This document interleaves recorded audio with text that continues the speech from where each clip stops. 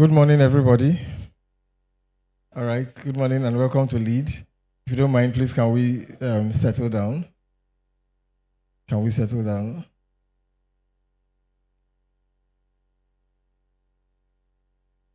And while we're doing that, can you just be an extension of my face and just smile to somebody and tell the person what you think about that person this morning? So what that means that I'm not going to tell you what to say. Oh God. If the person is looking good, say the person is looking good. But if you feel the person is not, I say I'm looking young. Okay. PK is looking young. All right. You know, can I have your attention? Can I have your attention, please?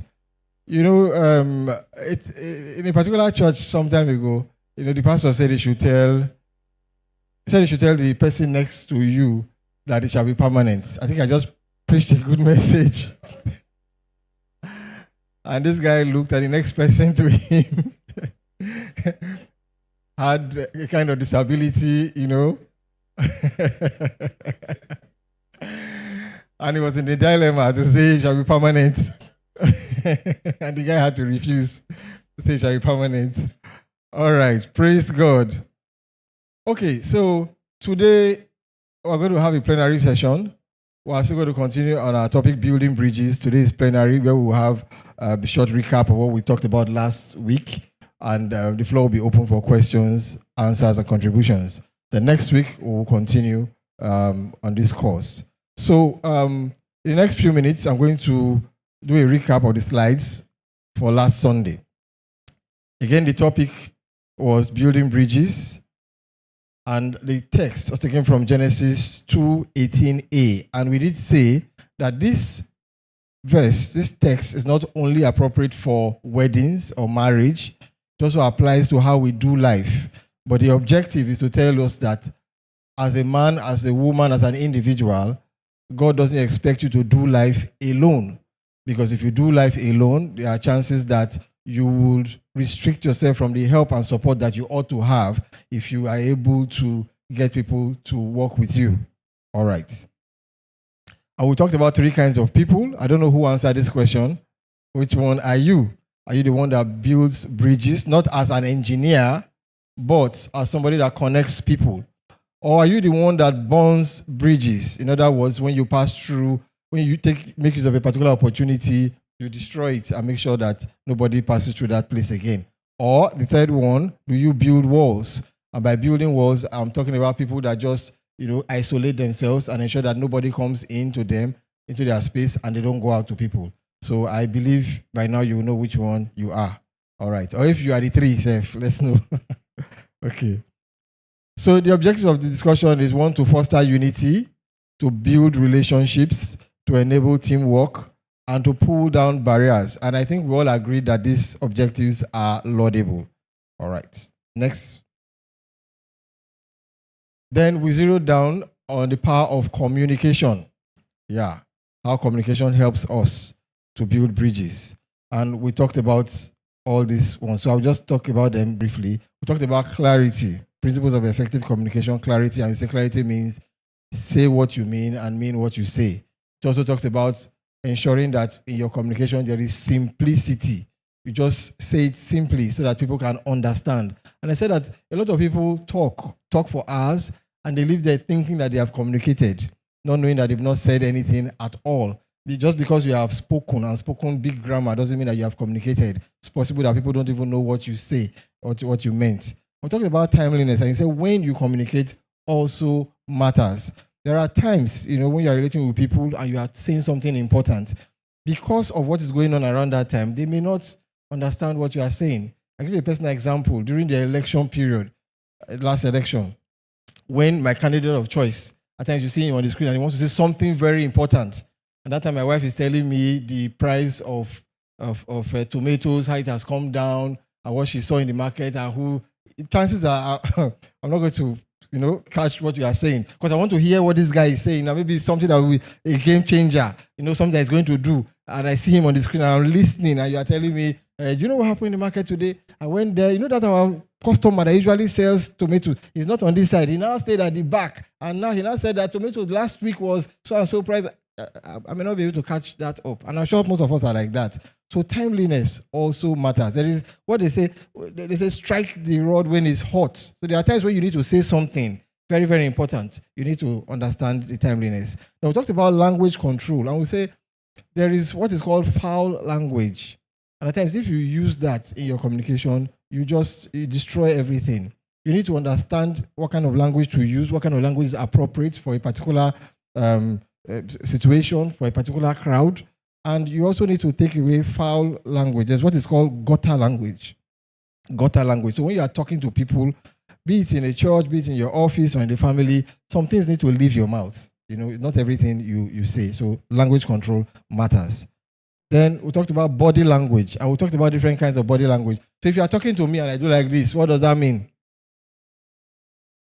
You're talking to me, I just do like this, what does that mean? Not interested. What about you're talking to me, I just do like this? Or you're talking to me and I do like this, I start raising my eyebrows. So those are different body languages that we usually employ, and we encourage ourselves that we need to know how it affects your communication. Because at times, unknown to you, you may just lock the other person off. Maybe when you fold your arms, you cross your legs, and you are looking up while the person is talking. It may just seem to that person that you are not interested in what they are saying. So we need to understand that. Then we talked about active listening. Active listening is a skill. It's something we need to learn. It is participatory.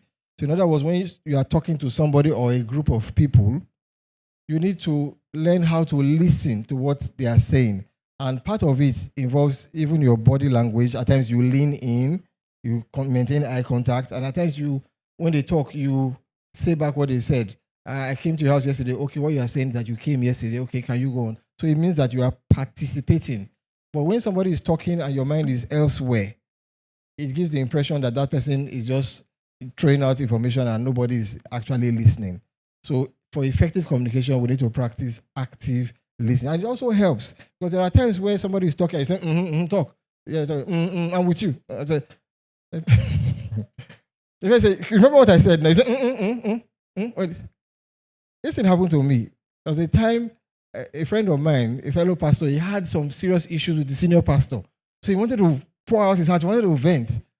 So he came to my house at a particular time when, personally, I don't like having visitors. That is Sunday after church. At that time, I want to go home, I want to wind down, and I want to eat Sunday afternoon rice and sleep. So he came. I started talking. Yes, I don't like what this man did. I don't like what that man. My attention span was like like the last bar at that time. So as he was talking, I was. So he said, "Look at my friend. I'm talking to you. He's even sleeping." But I couldn't really participate because I was tired. And even in the early years of my marriage too, when we just started having kids, after supporting my wife to babysit at night, I will go to work. By the time I come back, she wants to tell me everything that happened that day. She talk and say, yeah. She said, don't sleep on me. I said, I'm not sleeping. So active listening. When you are laughing, I'm sure some of you have done this kind of thing before.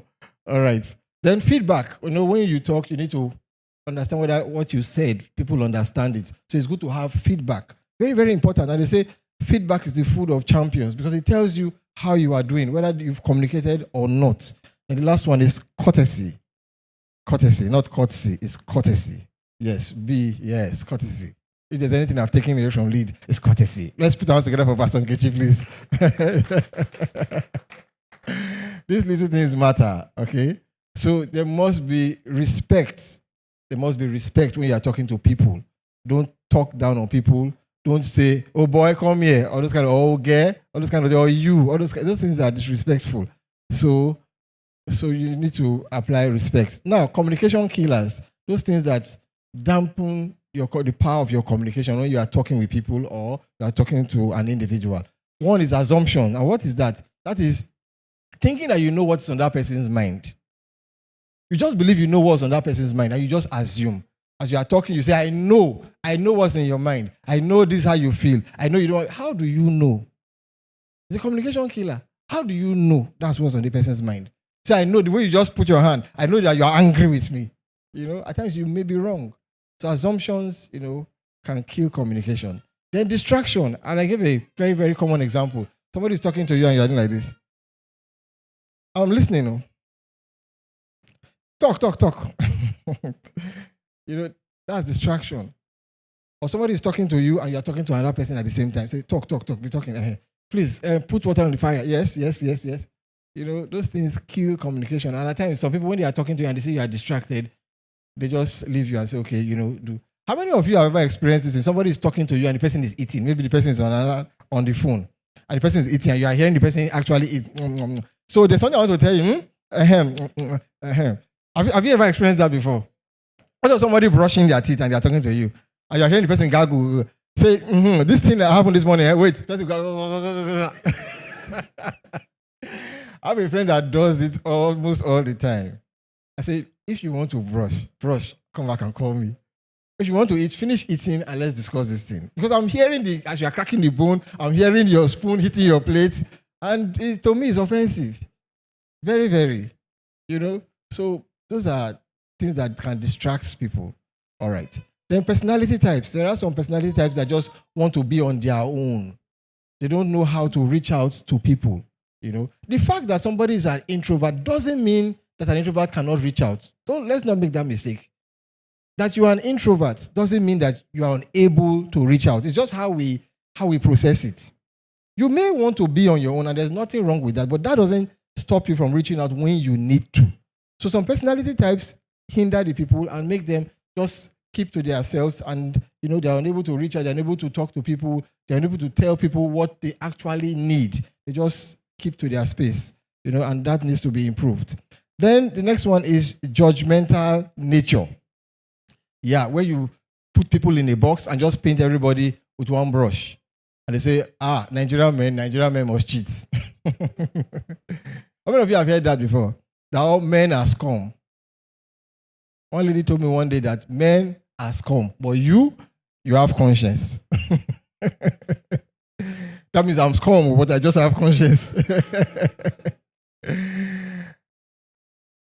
Or they say you're not a man. Exactly.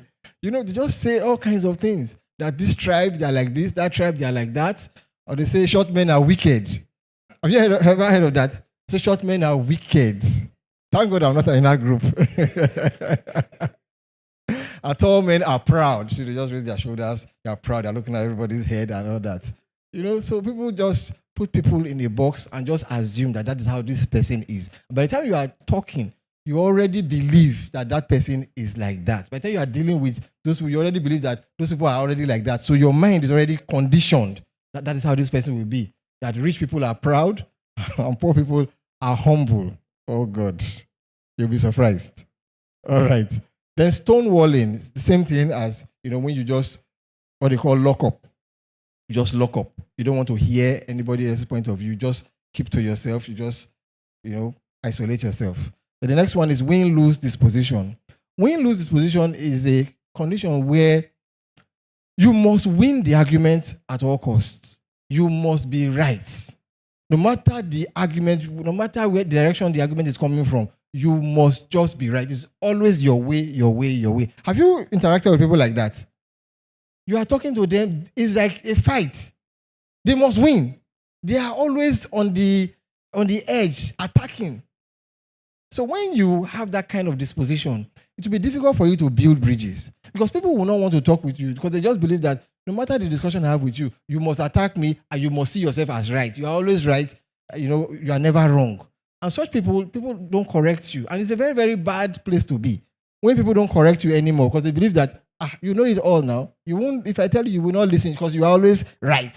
And that is a bad way to communicate with people because you will not be able to build bridges. You will remain an island. And the last one is character attack. And we did say in this one, it refers to a position where you are talking to somebody, a group of people, and you are not just talking about the issue, you are talking about their character or their personality. A good example is somebody arrives late for a meeting and you are not happy. So address the issue. The issue is that you came late. Not that the person is a perpetual latecomer. When you say you're a perpetual latecomer, you're already attacking the person's personality and character. Do you understand what I'm saying? If somebody says something that is not right, say, no, this thing is not true. Something is not true is different from saying that you are a liar. Kai, you are a liar. You can lie for Africa. And a liar is a thief. So now you have started lying, soon you will start stealing. You are addressing the person's character and personality. What happened? The person says something that is not true. So say, this thing is not true. Simple. Is that, do you understand what I'm saying? Very simple. No, it's not true. Go and get your facts right. It's better than saying you are a lie. You can lie. All right, next one. Next slide. And final takeaways. This one is by John Maxwell. I believe we all know John Maxwell. He says, people may hear your words, but they feel your attitude. So there's an attitude that comes with your personality or when you are communicating or building bridges. People can feel it. So it's not just what you say, it's how you say it and the personality that is attached, when you are saying it. The next one is communication is the bridge that links teamwork with success. So you want to succeed as a team. How do you do that? You must learn to communicate. And communication is not just talking alone. It's getting people to understand you, getting them to buy into what you are saying or your opinion. And at the end of the day, getting them to do what you want to do, collectively or individually. That is communication. Let me give you an example. There was some time ago in the World Cup, I've forgotten the year. The United States of America, they were playing soccer in that World Cup. The first half of that match, they were already like 2 goals down. And I think it was the quarterfinals, like round of 16. If you lose, you go back home. And the president then, the former president, Bill Clinton, was in the stadium. And stories have it that at the halftime, he went to their changing room and he spoke to the players. It's not on record what he told them, but he spoke to them from his heart. By the time they came back after that halftime, they not only equalized, they won that match. Because he was able to talk to them, was able to inspire them. How many of you have seen the man called Martin Luther King talking? How does he talk? With power, with persuasion. And he talks. He can, those kind of people, they can revive a dying team. And even if you've lost hope, if they speak to you, you will get up and you'll be revived and you see yourself doing things that you never thought you could do. Because they know how to persuade people, how to speak to people. So when they say communication is the link, that is the bridge that links teamwork with success, they're talking about inspiring people, getting them to do what they always plan to do. Then the next one is, they said the most important thing in communication is hearing what isn't said. At times when people are speaking from the depth of their hearts, if you listen very well, just like how they say people write when you read between the lines, if you listen very well, you will know where they are coming from. There are certain things that they want to communicate, but they are not saying it with words. But when you look at them facially and you see their body language, you will understand where they are coming from. That's words unspoken. And finally, say, let your speech always be gracious. Complete it with me. Seasoned with salt, so that you may know how to answer each one. All right. Thank you. So that's a summary of what we had. We're opening the floor now for questions and answers, and I believe there are microphones. So the first question I'm going to throw at you before you throw your own at me is that last chapter that we read. Can you go back to that last point that we read? Say, let your speech always be gracious, seasoned with salt. So what does that mean? The way I see it, we should put salt in our mouth when we are talking, right? All right. So somebody highlight, what does this mean? Let your speech always be gracious, seasoned with salt. Should we put curry or salt, or table salt, or sea salt? Which one? All right. So who's going to help us with this?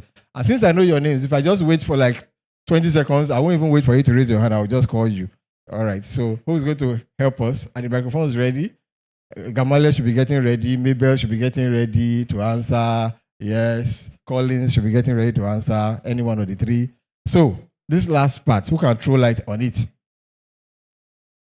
Yes, or is it Casey? The way Casey is smiling is like he already knows the answer. All right, so let's start from Sister Mabel. Yes. Let's start from Sister Mabel, then we'll come to Gamaliel. All right, so this last one. Let your speech always be gracious, seasoned with salt, so that you may know how to answer each one.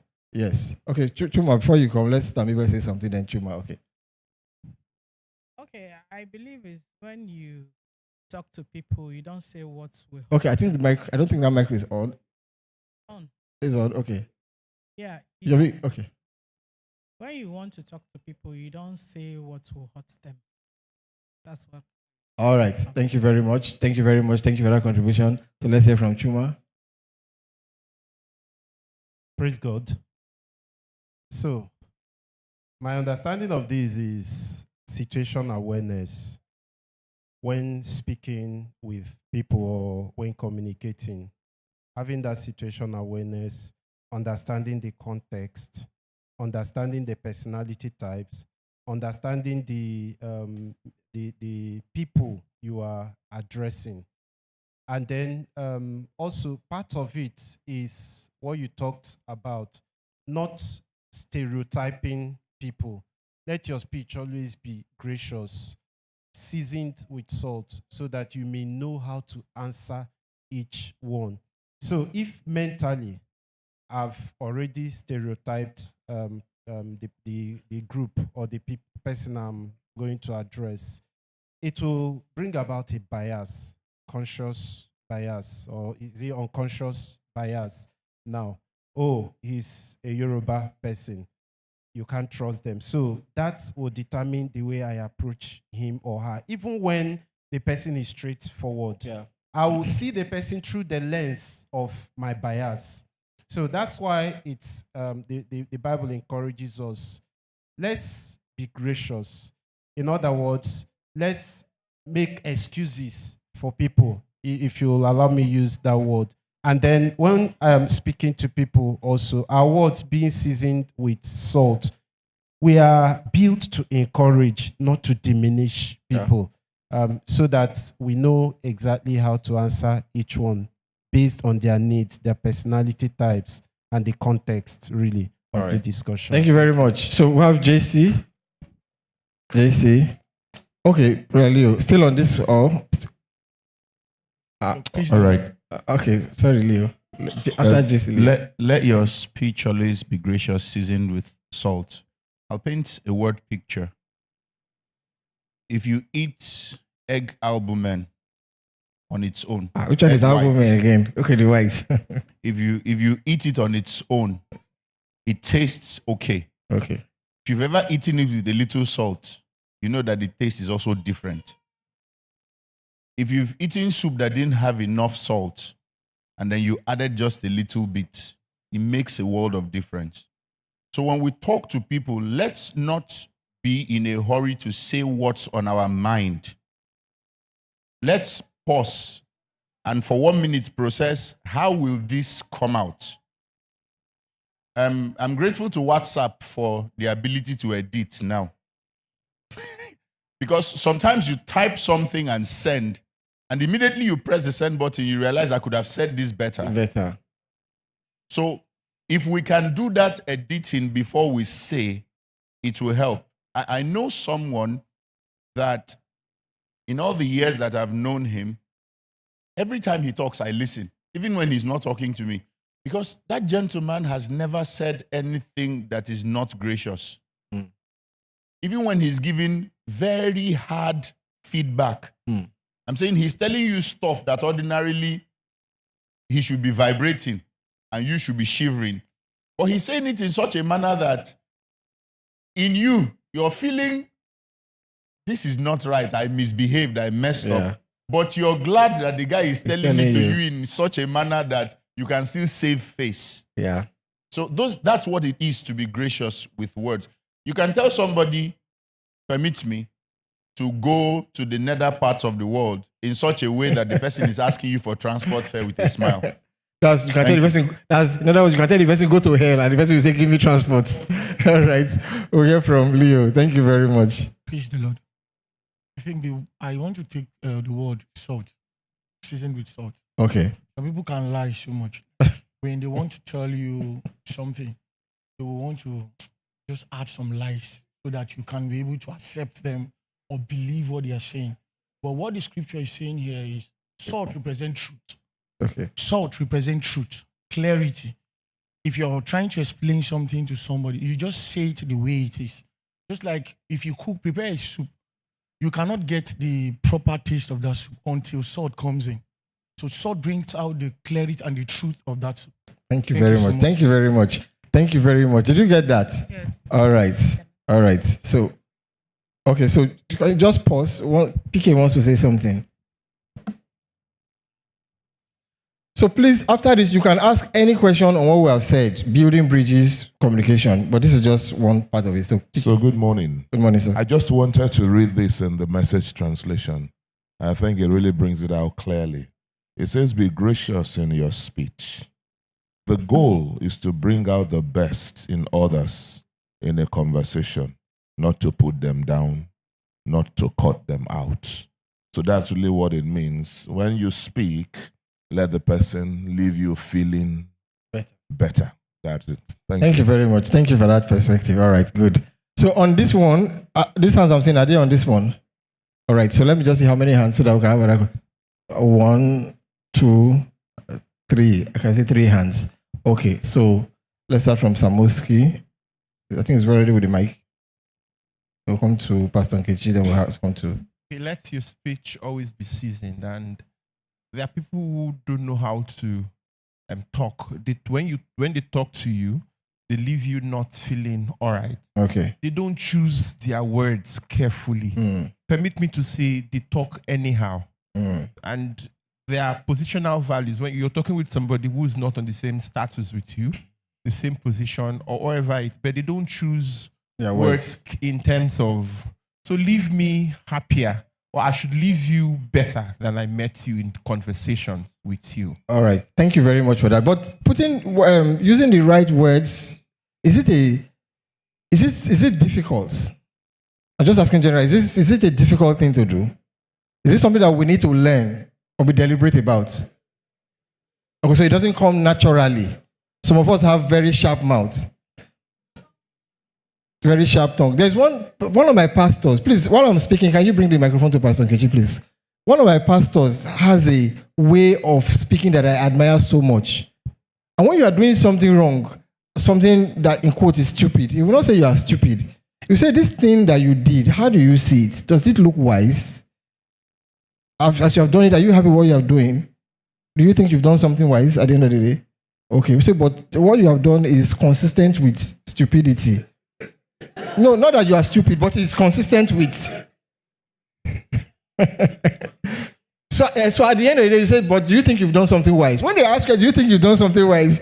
If you say yes, you know that you are saying you are lying. And if you say no, you know that you are accepting that you are unwise. So it makes you a bit uncomfortable. Has he said you are stupid or you are unwise?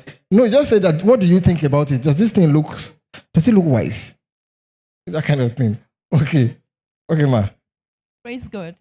I just want to link the verse to what we have learned previously, which is emotional intelligence. Yes, ma'am. So the verse is like saying to you, when you are communicating, apply emotional intelligence. All right, thank you, ma. Please, if you don't mind, we may still need you, because that emotional intelligence, you may just need to touch it a little bit to tell us what it is, in simple terms. We learned that actually. So yes, if you want to get very much out of it, you can go back to the video. Emotional intelligence is basically understanding your own emotions. Okay. Then how you are feeling. Able to see another person's emotion. Then putting the two together, you are able to communicate the correct way. Thank you very much. Thank you very much. Let's put our hands together for that. I think we will just put that one somewhere in our, is it our left pocket or right pocket? No, left pocket.